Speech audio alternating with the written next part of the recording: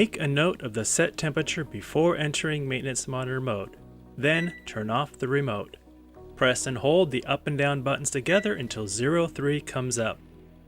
Then turn the unit back on so the power light and priority light are illuminated. Press the up button several times until you get to maintenance monitor 31. Here we see the water temperature sitting at the outlet, in this case 77 degrees. Turn on the faucet that you want to test. The burner light will turn on once the unit has fired up, and we'll see the water temperature start to increase.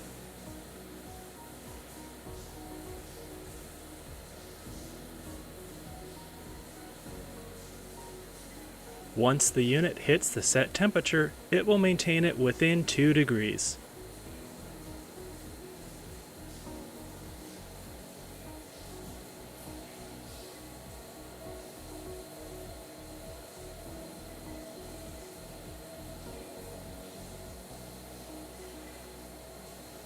After verifying the unit has hit set temperature with the given faucet, you can turn off that faucet.